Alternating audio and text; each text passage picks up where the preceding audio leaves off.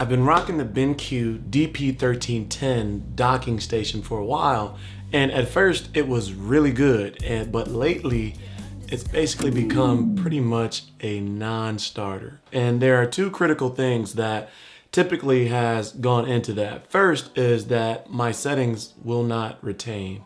Often I have to turn the HDR back on for my monitor or television that I use, and often it loses the setup, you know, this display versus that display versus my laptop, etc. But one big thing is that due to it using DisplayLink, I can't watch any streaming services on my Mac because it sees that as screen capturing. So you can't watch Hulu, can't watch ESPN, can't watch games while working in little screens and displays. And so I went on a search for what is the best alternative, what is better than what I currently have, and I found this. And this is the FusionDock Max 1 by IVANKY, and I reached out to them, and thankfully they were open to working with me on this because I had this in the cart. And I reached out, and thank you to them for sending this out, but this is going to, of course, as always, be an honest and transparent review. And so this is a massive, not in size, but massive as far as inputs and outputs of productivity that we can have with this. 20-in-1 is what this is. And so we're gonna get into all of the details of this, unbox it and set it up, take out the DP1310 by BenQ and throw that thing across the room, and then install this. This has, just for quick starters, I'll tell you just out the jump, designed for Mac OS, and that's the MacBook with the M series only, realistically. Will not work with Windows, will not work with any of the older Intel MacBooks. Quad monitor setup. So it says that they can do up to 4K 60 across 4 monitors with this. 40 gigabytes a second of data transfer because it's Thunderbolt 4. It's it's up to date with our laptops that we have in 2025, and we're no longer losing power because of the docking stations that we have. Hint, hint, DP13.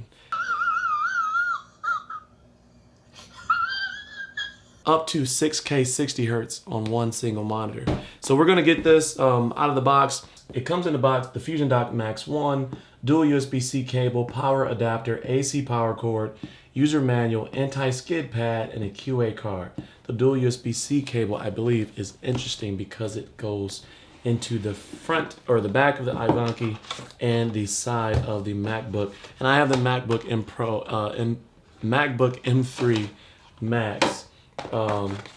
Here is a nice little manual to let you know all of the different configurations that this can connect to.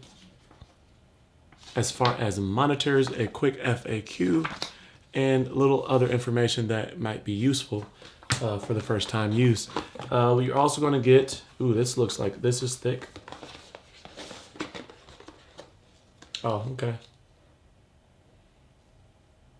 Skid pad, and then the ties for the cables and the manual.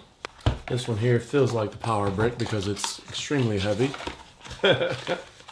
This is actually smaller than what I thought it was going to be. It is bigger than the DP1310. So here's our massive power block, and it comes with an HDMI cable as well. That's not listed on what's in the box. So they added some extra stuff in there. Yeah, that's not listed as in the box. Thank you. Extra stuff. Okay. There's the other side of the power cable and the brick. And then what we have here is, so you have this, which goes in the side of your MacBook Pro. And then you have these two on the other end, which I believe goes into the side of the IVANKY, or the back of the IVANKY. We'll get to that in a second. I'm messing up messing up my aesthetics. Here we go. Get this open. It's a good rip right there, isn't it? All right. Avoid using all video ports on the same layer. Use USB-C for video output above 4K. Okay. So when you're thinking about doing 6K, of course, you got to use the USB-C. this is nice because you have audio out on the back, and that's not for your headphones or jack. That's just audio out. And then you have your SPDIF, call it SPDIF, USB 10 gigabytes USB A. Then you have two more USB A 10 gigabyte ports right there. You have your two HDMI 2.0s. Those are 4K 60. Then you have your 6K USB-C. And then right there is the dual port that goes to the laptop. Then you have your Kensington lock right there. And then you have your, of course, DC power. On the front here, you have two more 6K USB-C ports, okay? And then you have two USB-A 10 gigabyte ports. And then right here, you have power delivery USB-C ports. You have a card reader, and then you have your headphone out and microphone in. So this is a full-on freaking 20 inputs in this thing. This is crazy, really good. So we're gonna get that off my desk, and then we're gonna get this set up, and we're gonna come right back. A few moments later. So I've been using this for about an hour now, and this thing is freaking sweet. First and foremost, it allows me to plug everything in without worrying about running out of space. So I have a keyboard plugged in, I have a mouse plugged in, I have my Elgato Pro, my Elgato prompter plugged in, I have memory card plugged in, I have a charging cable plugged in. I just got stuff plugged in. I don't have to worry about running out of any space anymore. And so that is the biggest thing for me, is that first and foremost, it gives me all the ports that I need while keeping my desk nice and clean. And it's just a really nice upgrade. Another thing that was shortcoming of the DP1310 were the amount of ports. There's just not enough ports for day-to-day use. There's two USB-As on the front. There's one USB-C power delivery on the front as well. There's audio on the front.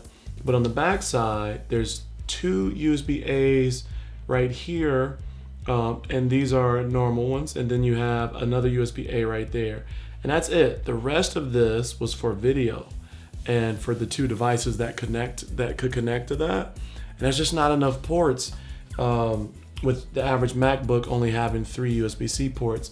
I got my screens connected, 4K 60. I've been watching YouTube videos. I've been playing with the speakers, the sound, just to make sure that everything is plugged in and working correctly. This is freaking sweet. Now the big test obviously is going to come when I show up tomorrow morning to test it out when I get ready for work and I turn everything on. Is everything still going to be set the exact same way, or I'm going to run into the same problems that I did with this dang thing here? And make sure to come back and follow up. I have my 2025 desk setup video coming very soon. I've upgraded the speakers. I've now upgraded the dock. I'm always going through keyboards and mice. And right now I added the MX Control series from Logitech. And I am also going to be updating my monitors at some point. I just cannot figure out which ones to get. That is such a hard decision for me. I also have to upgrade that monitor there because I've had that monitor for a while and it's time to upgrade that one to a 32-inch OLED. I just got to figure it out. I don't know. Let me know in the comment section. What are you using for your desk setup right now for monitors? I'm definitely doing all OLEDs. I can't do anything but OLED. Absolutely love OLED. Excuse my voice, still coming. I've had this cold since CES. I keep thinking I'm over it, but it's still there.